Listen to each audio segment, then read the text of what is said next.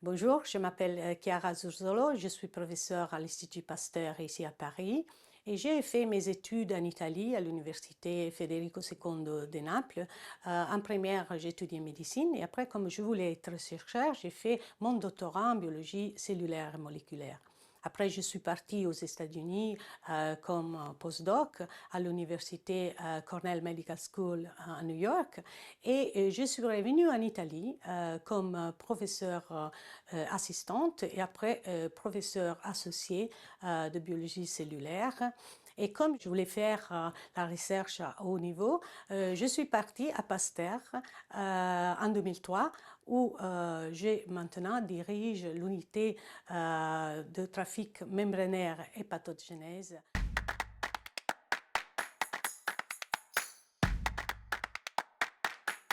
Alors, les maladies neurodégénératives comme la maladie d'Alzheimer et Parkinson sont des enjeux majeurs mondiaux, pas seulement au niveau sanitaire, mais aussi sociétaux et économiques.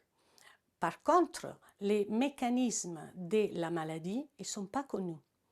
Et comme je suis médecin et après chercheur, je me suis convaincue que si on ne connaît pas les mécanismes des maladies, on ne peut pas les soigner. Alors, les objectifs fondamentaux de ce projet de recherche sont liés à deux événements majeurs qui occurrent au début de la maladie.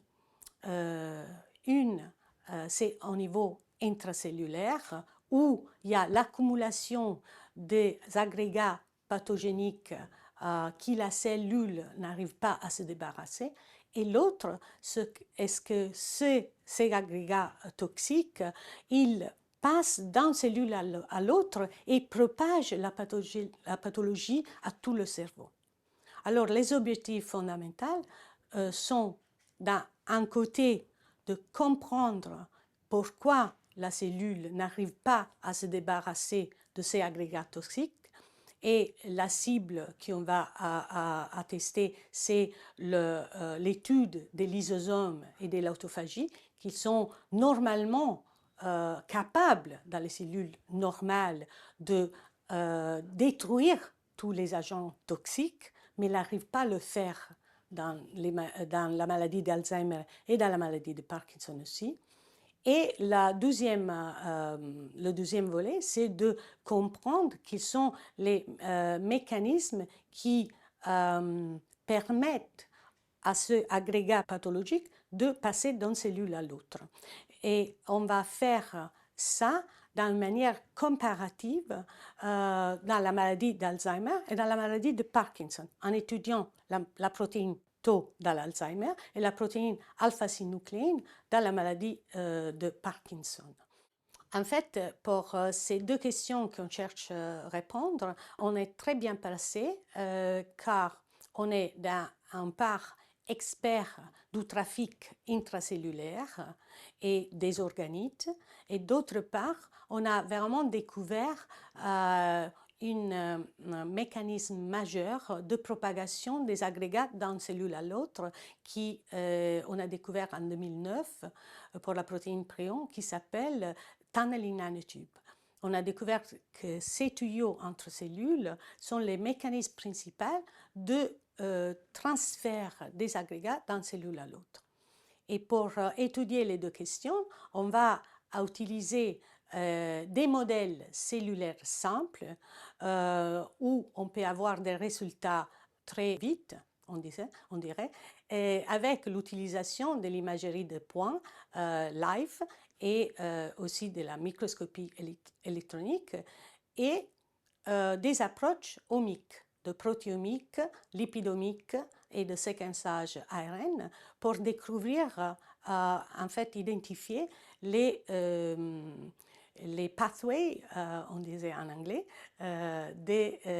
qui sont affectés dans la maladie de Parkinson et dans la maladie d'Alzheimer.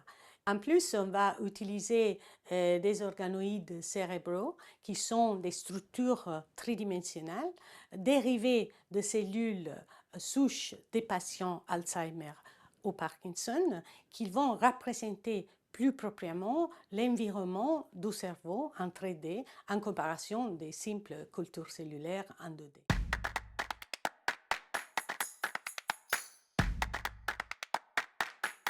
Avec ce projet, nous espérons identifier les voies moléculaires qui portent à le malfonctionnement des lysosomes et de l'autophagie par les agrégats protéiques Tau et alpha-synucléine dans la maladie d'Alzheimer et de Parkinson.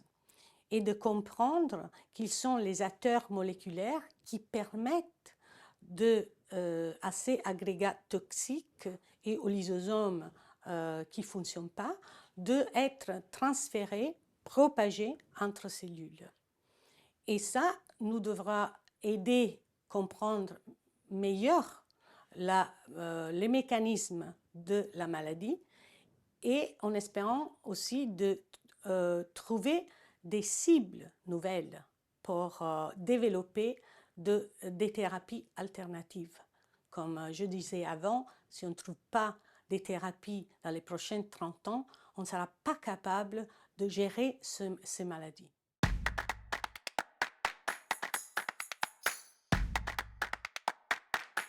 Notre projet est innovant car il utilise une approche comparative entre la maladie de Parkinson et la maladie d'Alzheimer, qui sont des maladies bien sûr différentes, mais qui sont basées sur le même principe de l'accumulation des protéines toxiques dans la cellule et la incapacité de la cellule de se débarrasser.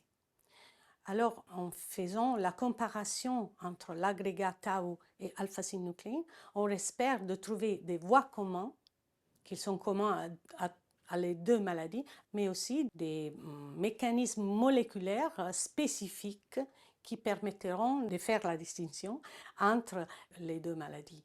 Et aussi un projet innovant car utilise des techniques d'imagerie des points qui sont ici à Pasteur et basé sur notre expertise de biologie cellulaire et aussi des modèles des organoïdes cérébraux tridimensionnels qui vont impacter les résultats du projet car il reconstruit un environnement très similaire au cerveau humain. L'impact potentiel de notre projet, c'est en fait d'aider à la identification de nouvelles cibles thérapeutiques qui permettront la gestion de la maladie, soigner la maladie ou au moins de l'arrêter, arrêter la propagation des agrégats protéiques, par exemple.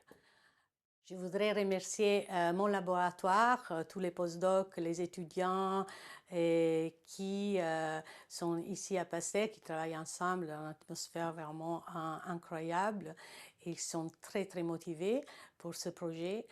L'Institut Pasteur qui nous permet de travailler dans un environnement exceptionnel et bien sûr la Fondation Alzheimer qui nous soutient, qui soutient ce projet et surtout que soutiennent des projets fondamentaux qui nous permettront de comprendre la maladie mais aussi de pouvoir identifier des cibles pour la soigner dans le futur.